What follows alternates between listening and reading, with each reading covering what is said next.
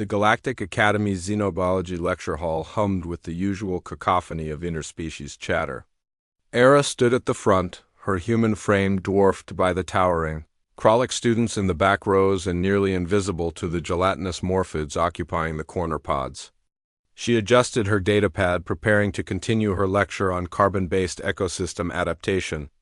As you can see from the Terran examples, Era explained, projecting holographic images of Earth's rainforests, human worlds developed unprecedented biodiversity due to the room tilted suddenly.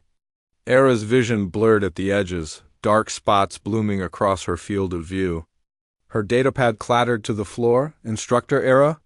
Came a concerned chirp from somewhere in the middle rows. She tried to speak, to reassure them that she was fine, that humans sometimes just needed a moment. But her legs buckled, and the world went dark before she hit the ground. When consciousness flickered back seconds or minutes later, she couldn't tell Era found herself cradled in multiple sets of arms. Not the cold, mechanical grip of a medical drone, but warm, careful appendages that held her with surprising gentleness. "Easy, easy," Rayan's voice cut through the fog. "We've got you, instructor." Rayan, the human exchange student from the Mars colonies. Through her hazy vision, Era could make out his concerned face hovering above her, but he wasn't alone in carrying her. "Maintain steady altitude," came a translated growl. That was Cratch, one of the Velkar students, massive bear-like beings from a high-gravity world, whom most species feared for their predatory appearance. "Watch her head.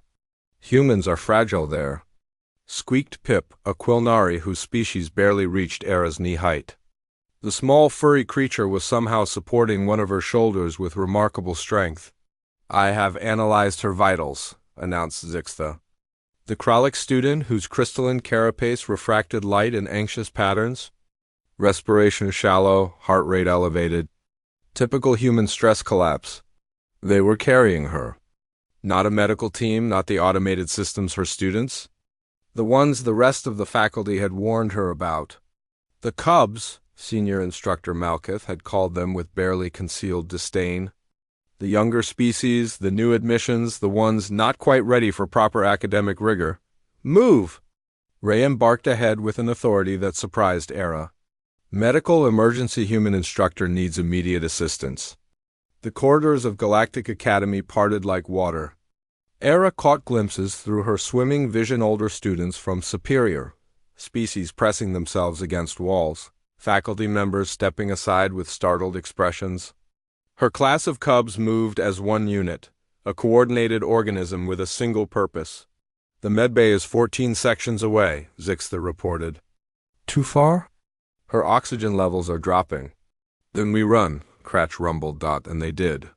The Velkar's massive strides ate up the distance while Pip, riding on Cratch's shoulder, kept Era's head stabilized. Rayan jogged alongside, his hand never leaving hers, while Zixta scuttled ahead on 6 legs, her crystalline body flashing emergency signals that cleared their path. Others joined them. Plana, the shy morphid who always sat in the back, undulated forward to form a cushioning membrane beneath Era.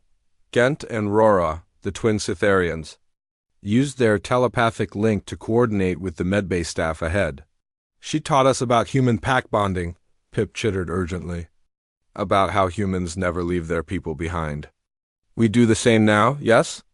"Yes," came the unanimous chorus in a dozen different languages.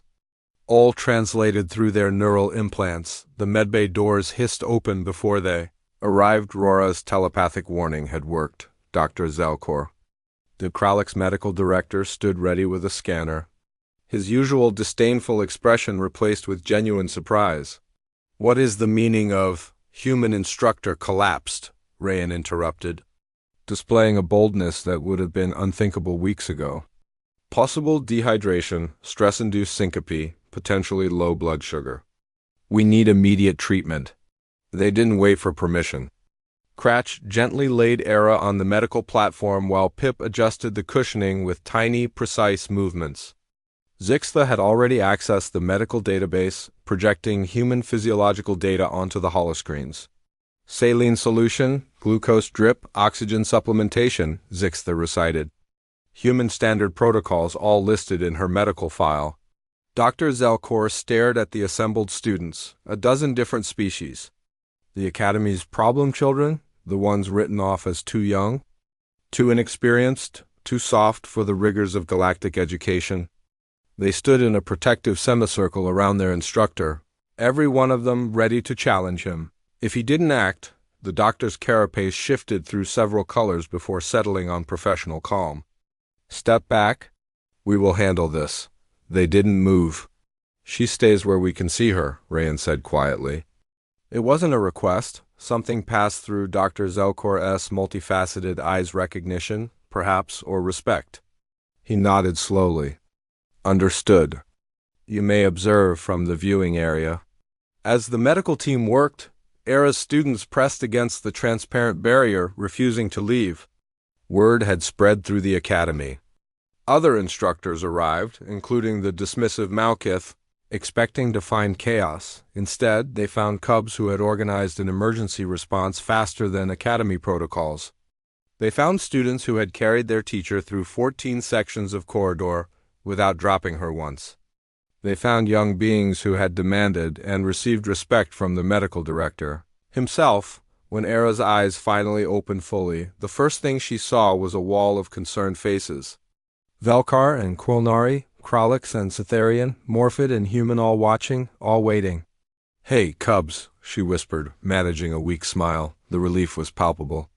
Pip's chittering became a happy trill. Cratch's growl softened to something almost like a purr. Rayan grinned, squeezing her hand gently. "Told you we'd get you here safely, instructor," he said. ERA's smile widened. The galaxy's elder species might have dismissed them as cubs, as younglings not yet worthy of respect. But in that moment, watching her students celebrate her recovery, ERA knew the truth. These cubs were already more than worthy. They were Pack, and humans had always known Pack was everything.